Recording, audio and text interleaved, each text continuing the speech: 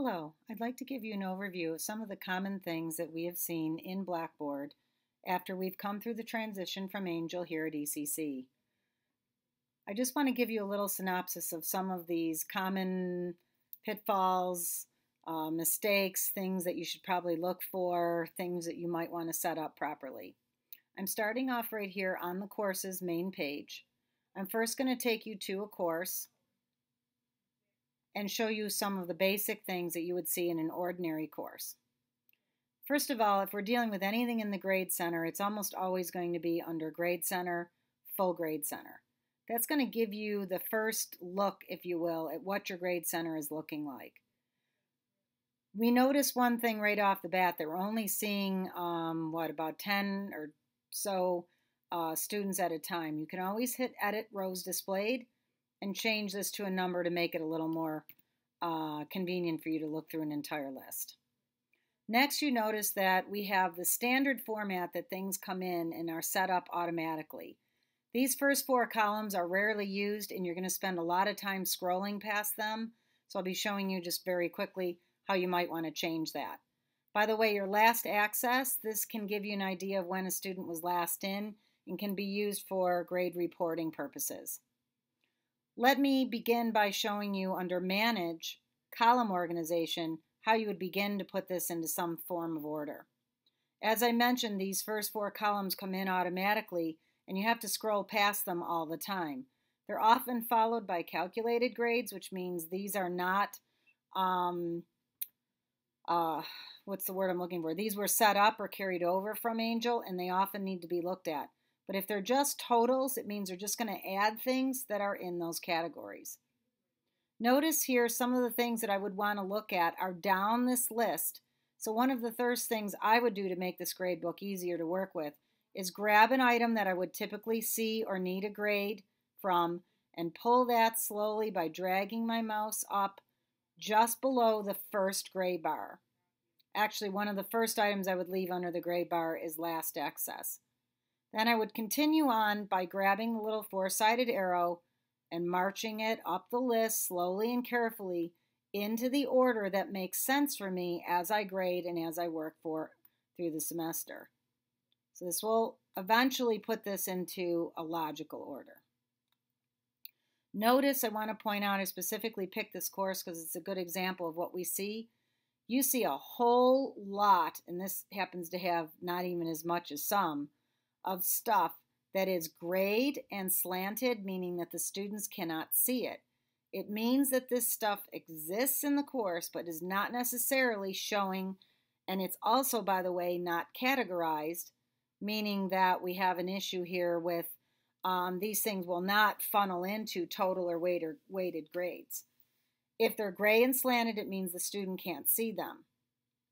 If, for example, I don't want students to see an overall grade, initially at least, and early in the semester, I would check the overall box and I would go down to the Show Hide menu and click Hide. That would turn this into a gray and slanted item, meaning the students can't see it. It doesn't mean it eliminates it. Also, keep your eyes on the total points.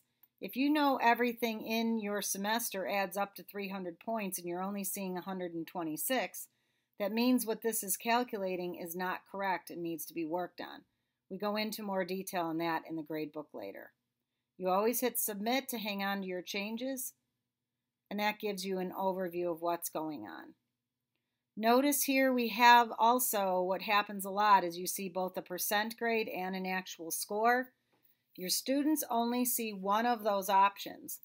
You have a primary and a secondary view. The students only see the one that is not in the parentheses. So if you want them to see both a percent and a parenthesis, you actually need 2 columns. One for the percent score and the other for the actual score itself. Some other things to keep in mind with the Grade Center is that the things that are in here may or may not be things that you've had in before from Angel. As I mentioned, a whole lot of stuff that people don't use is carried over. If you had as much stuff as I see in this course that you're not using, I would probably not copy this course into a future semester. I would clean it out or only copy selected items in order to do that. Another thing to keep in mind with the Grade Center that comes up commonly is where is the stuff going to when they submit it. What I did just now is I hit Needs Grading over here from the Grade Center, and that way you can see exactly who has submitted what and what might need to be graded.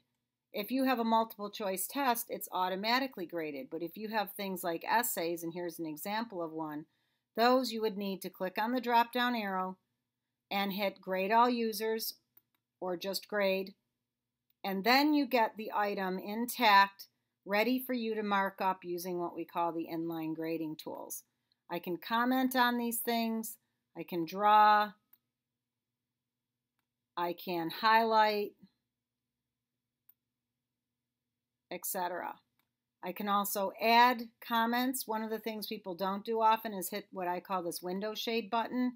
That allows you to give feedback. You could say good start, but please use primary sources or whatever you want to say there. So you can also attach files, add notes, add directions, etc.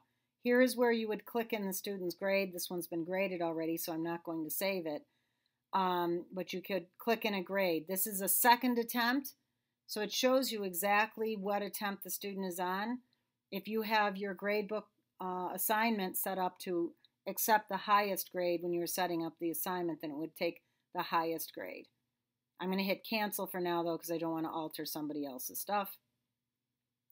That just gives you an overview of what that looks like. In the course itself, again, as I said, if you have something that automatically grades, it will push the grade into the Grade Center for you. But if it's an essay or something that needs your intervention, then it would go into the needs grading and it would be from there. So frequently you should be checking needs grading.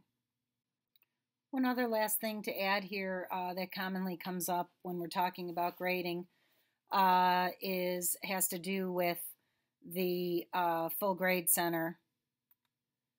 And if you have an issue with a student who's taken a test, the test is frozen, there's a valid reason to clear their attempt, what you can do is in the Grade Center, this is for examples for a midterm exam, I would hit the drop down, I would go to the View Grade Details, and here, actually this has been overridden once already, but what is a lot of confusion is people think they should hit exempt. Exempt means you're not going to take a grade from that student at all. So it's rarely ever used.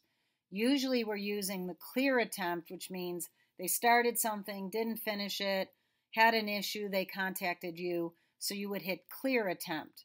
Again, we rarely ever use exempt. It's almost always clear. That way you've basically wiped the slate clean and given the student a chance to retake it. Recapping what we covered about grading tips and hints. First of all, take the time to set the gradebook up before the semester starts. You have access to the course well before the semester. We get very busy just before the semester starts. You can call myself, Jean Myers, or Patrick Ryan in the Distance Learning office to set up an appointment.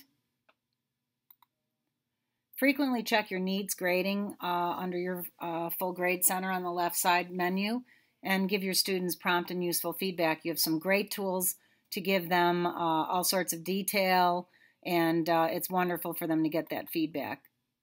Use clear attempt from the full Grade Center view. You almost never use exempt.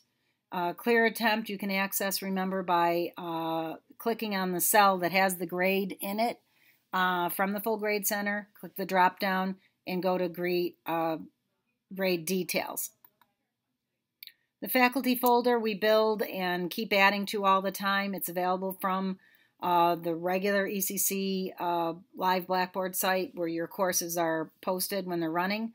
You are automatically enrolled in the faculty folder, and we keep information and resources for you on a regular basis. Thanks for listening to me today, and I hope you found it useful.